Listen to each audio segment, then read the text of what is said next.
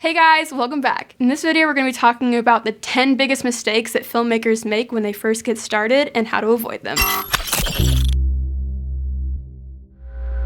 We, as a professional company, have gone around to multiple film festivals, and there's a lot of small issues that are common occurrence in all the films that we see during our festival tours, and we want to break those down today. You want to avoid cliches. What do I mean by that? A lot of times in student films, we will see the same shot progression throughout the beginning of the movie. And it's not saying that it's bad, but it's kind of an oversaturated technique, and it's not going to help you stand out among an already saturated market. Examples of this would be, you have your shot open with someone opening their eyes. They were asleep. Their alarm goes off. They walk up to a refrigerator, open the fridge, and the camera's inside the refrigerator looking out at our actor. It's sequences like this that are used too much. It's not a bad thing if your story calls for it, but if you are going to include it, you need to find ways to make it compelling. I don't want to see the same boring montage over and over in a film unless there's a reason for me to be seeing this montage over and over. Is it something like Groundhog Day, where it's important to see this routine play out because it comes into play later in the movie? You have to think about the entirety of the scene and how it's going to play a larger role into telling your story. The biggest thing you can do, and this is really good screenwriting advice, is to jump into a scene late and then leave early. Movies do this all the time. You just get thrown into the scene and quickly your audience learns what's going on. People are way smarter than you give them credit for. You don't show the whole process, you show what is essential to that scene. And that's what is really important when screenwriting and directing, is you need to know what is essential to the story, what is pushing it further. And it saves you so much time in filming, in post-production, and in screenwriting, because you're not wasting all this time showing stuff that ultimately is just dragging your story along. And it's adding more shots and more details and more things for you to film. It's not really dynamic storytelling. Show what's essential. There's so many things that you can do to use the resources that are around you, regardless if you think you have them or not. Use friends and family. They can definitely help out on the crew. They can definitely help out on the film. If it comes to costumes or props or anything, look around your house, look at your apartment, go to a thrift store. You don't have to be spending hundreds of dollars on these fancy costumes when you could be making them yourselves, or going in your closet, seeing what you have. You can makeshift it together, figure it out. You don't have to be spending a huge budget on something that could be very minuscule. Same goes for like hair and makeup. If you have a friend that's good at makeup, have them do it. If you have somebody who's really into Halloween, have them do it if it's more of like a gory scene or something. People love playing with blood, let them do it. Fake blood! Trigger warning. If you need a bedroom for your scene, use your own bedroom, use a friend's bedroom. If you need an apartment, use a friend's apartment. Like, there are so many ways to get a location without having to seek it out and waste your time trying to find like a company that'll let you use their spot. When you have free resources, go in knowing the resources you already have and then figure out what else you need to add. Another thing that happens in short films and student films is oftentimes people will have a really cool shot in their mind, but when they set up the camera, it's not looking like what they envision. The reason why you're kind of running into this roadblock is just due to bad lighting. If you're gonna film a scene that's indoors, the worst lighting that you can possibly have is the house lights. Those are just a top-down light that's gonna create really harsh, unappealing shadows on your actor. It's gonna make the scene look really flat, and there's gonna be nothing cinematic or dynamic about your shot, which is gonna do your story a disservice. Have someone who knows what they're doing when it comes to lighting, and maybe watch a couple YouTube videos yourself on different ways that movies set up lighting situations to convey different emotions. You know, oftentimes if you want something to be a little bit more cinematic, you'll have a hair light that's hitting the back of your actor's head while you have a soft diffused light kind of like hitting the front. That's a really appealing look, and that's one of the most basic setups that you can have in a film.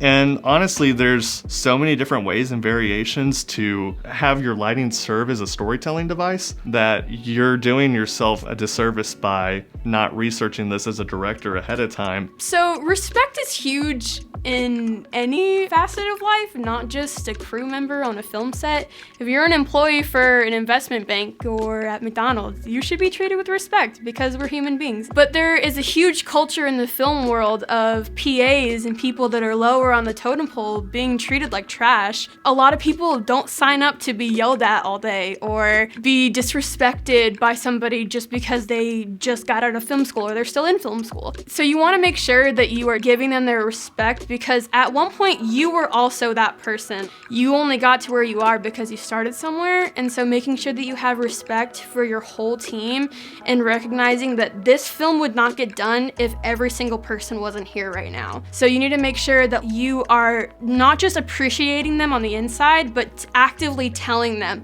they're doing a good job. Oh, should I? Oh, we're just. One thing, and it's probably my biggest pet peeve that I see in a lot of student films and films throughout the festival circuit, is that people often shoot in log, which is what they're taught to do in film school. And what log is it's basically a video format that crushes the color details, really flattens out your image to almost a grayscale, which leaves more room in post-production for color manipulation, where you can really bring out your shadows, your highlights, your midtones. You can really fine-tune and control each color of the scene. The problem is most people shoot in log because they're taught to do that, but they don't color correct in post-production, or if they do such a minimal color correction that when you watch the final piece, you're just watching a muddy, grayed out movie. There's plenty of tools and ways to mitigate this, but what it requires is a little bit more effort in post-production. Try software like DaVinci Resolve. It's a free, complete full package video editing software, but it contains an industry standard color correction tool. And if you just spend a little bit of time learning how to color correct properly, how to grade your film, you're doing yourself a service and you're doing the film a service by finishing out those steps. Otherwise, you might as well just shoot in a normal video format. This is probably my biggest pet peeve. I know it's one thing that me and Luke really talk about a lot, is people use cross dissolves when they don't really understand when to use it. Film school oftentimes will teach you it's like the passing of time or ending of a scene, but people overuse it way too much and it ends up just becoming cheesy and cliche and just a way to show that you don't really understand editing that well. And it was a trap that I probably fell into when I first got started, but over time you learn the importance of just straight cuts. It's more subconscious, but you understand pacing a lot better because you're able to cut to the next thing instead of fading to black. You're not Francis Ford Coppola at the beginning of Apocalypse Now. You're not Stanley Kubrick at the beginning of The Shining. You're just a beginning filmmaker, and oftentimes you use it and it just comes off so trite because you think that's what you're supposed to do, but you can do so much more. And film schools teach this all the time. They go, oh, it's the passage of time. It's the easiest way to show that, and it's the least creative way to show it. And if you're a filmmaker, creativity is part of your toolkit. Yes, don't break the rules when starting off, but just be way more creative because, like I said, here at Sozo Bear Films, we are not fans of cross dissolves. A major issue that we see in a lot of short films, and maybe the #1 capital offender, is bad audio. So what do I mean by bad audio? You'll hear these audible blips that occur throughout the movie, and what this is whenever you're cutting between shots, you don't have some sort of crossfade to either hook the two shots audio together or to kind of link them together with room tone. And so what that does is whenever I'm cutting back and forth between two different shots, you'll hear a pop. It's very subtle, but it's noticeable, and that's just something that can be fixed so easily by just throwing on a crossfade or dragging out the dead air between the two shots and fading them together. Another part of this bad audio that we often see is people don't clean up their audio. Maybe they are on set, they have a boom op, they recorded all of their audio and all of their dialogue with the proper gear, but maybe they're in a bad setting. Maybe there's an AC unit that's on, or maybe they're filming outside and there's a lot of wind noise. Everything in a film requires a lot of attention to detail, and audio is not something that is omitted from this process. You can go through and you can EQ your audio. You can denoise them, declick them. Whatever software you're using has a bunch of audio effects that can be applied to your raw audio, and it will really take your short film from being something that's amateurish to the next level. A big issue that beginning filmmakers fall into is just having too long of shots. It's that make or break thing from a good movie to a great movie. Your short film could be really stellar, beautiful shots, good, but if it's 12 minutes long and it really should have been cut down to 7 because you hung on your shots way too long, that's really holding you back. Who are you talking to? There's nothing there. If you're your own DP, your director, and the editor, you need to figure out a way to go, okay, actually, I'm putting this cap on. I'm the editor. I need to think what is best for the edit. The biggest thing with editing is really understanding the pacing of your action. And that's just following what is necessary. Again, it's always about what is shown on screen is necessary to progress the story. And once that's no longer the case, then it's time to move on to either the next scene or the next shot. At the end of the day, people are going to buy into your vision because of your story. People don't go to see a love story in a theater because of this 1 second of audio or like this one scene where the color correcting looked really great. They're going because there's a great story there that is further enhanced by those editing tools. While you're going through the steps of production, you need to be thinking, this is my story, this is how I want it to be seen. That needs to be your main focus the whole time, is what am I trying to say here? Writers, directors, let other crew members focus on the technical side of things. If they don't have a clear and concise story to follow, then they can't do their jobs properly. It's all about balance and making sure that you're both working together when producing a film. Outro.